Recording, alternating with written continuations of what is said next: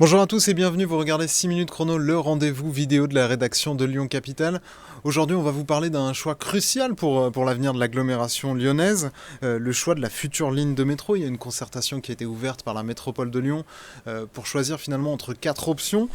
Aujourd'hui on va s'intéresser à l'une de ces options, la ligne E, et pour en parler on accueille Pascal Charmeau, bonjour. Bonjour. Alors vous êtes maire de Tassin-la-Demi-Lune et un fervent partisan de cette ligne E qui devrait relier Bellecour à Tassin, votre commune, qui serait le terminus à l'Étoile d'Alaï. Pourquoi cette ligne, elle est la ligne prioritaire pour vous ? Elle est prioritaire pour l'Ouest lyonnais et elle participe aussi des priorités de l'agglomération. Ce que je ne veux pas, c'est qu'on mette en compétition des projets de métro parce que ce n'est pas à l'échelle des enjeux. Oui, parce que pour l'instant, en gros, c'est ce que nous, on va faire cette semaine, c'est donner la parole à chacun des maires sur le tracé de ces lignes pour dire en quoi votre projet est bon. Parce que finalement, cette concertation, c'est ça, c'est démontrer la pertinence de vos lignes.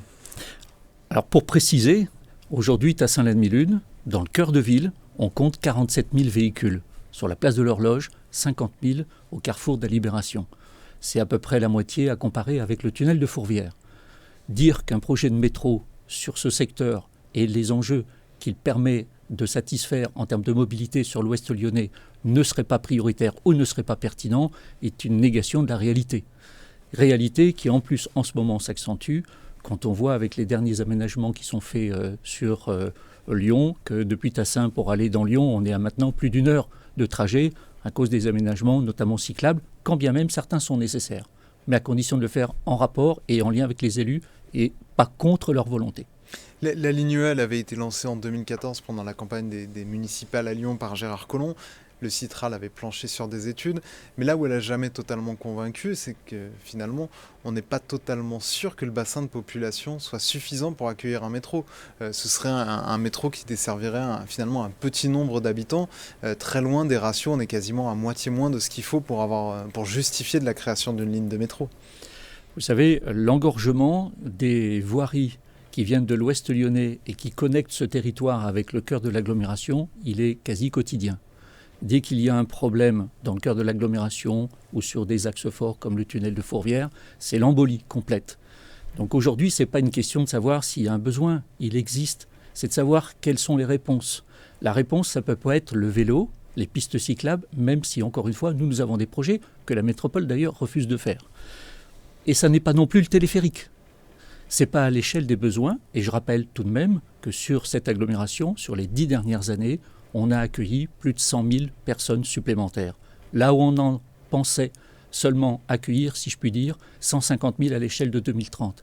C'est montrer que ils ne sont pas tous allés dans l'Ouest. Il y en a non, ils sont principalement allés dans l'Est. Mais ils ne sont pas allés ailleurs que dans l'Ouest non plus. Voilà, c'est pour ça que c'est important. Deuxième élément, ce projet de métro, il a déjà été débattu. Il y a déjà eu une concertation. Aujourd'hui, j'ai le sentiment qu'on veut la nier, alors qu'elle a prouvé son utilité et agrégé plusieurs milliers d'avis favorables. Ce qui a été démontré comme pertinence de cette ligne, c'est la liaison de Bellecour-Pardieu. C'est pas du tout la liaison de Bellecour-Tassin. Ce qui finalement avait convaincu le Citral, c'était de se dire, allez, tant qu'on est à faire des travaux, on profite pour aller vers la Pardieu. Et finalement, c'était presque cette ligne Bellecour-Pardieu, cette liaison directe qui n'existe pas aujourd'hui, qui est l'argument numéro 1 de votre ligne. C'est pas du tout la desserte de l'Ouest lyonnais. Alors, l'Ouest lyonnais, aujourd'hui, on est en moyenne sur les communes de Francheville, Sainte-Foy, Tassin-la-Demi-Lune, Craponne, à 40 à 45 minutes de déplacement pour aller dans le cœur de Lyon. En transport en commun ? Que ce soit en transport en commun ou en voiture. C'est pareil. Et en voiture, ça s'accentue, on dépasse l'heure aujourd'hui.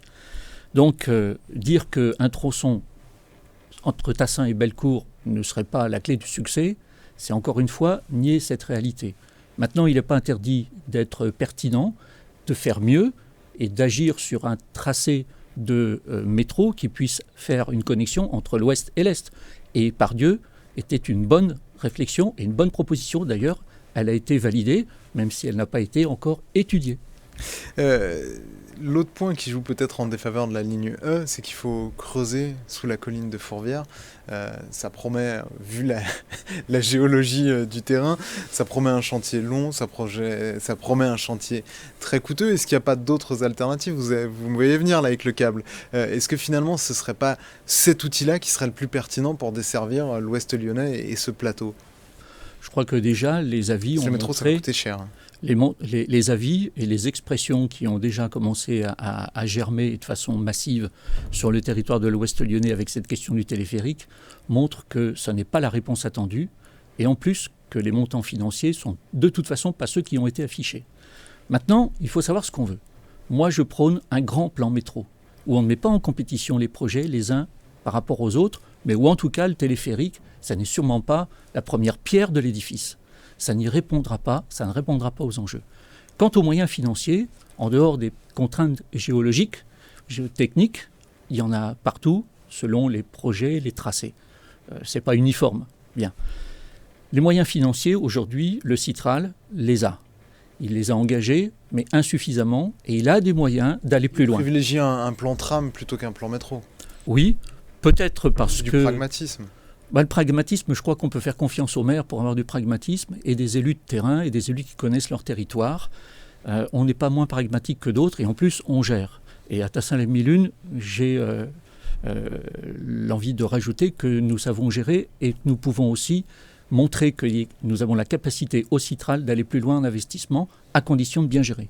Merci beaucoup Pascal Charmot d'avoir répondu à notre invitation et à nos questions. Quant à la concertation, cette actualité-là, vous la retrouverez sur le site lyoncapital.fr. Merci et bonne journée, au revoir.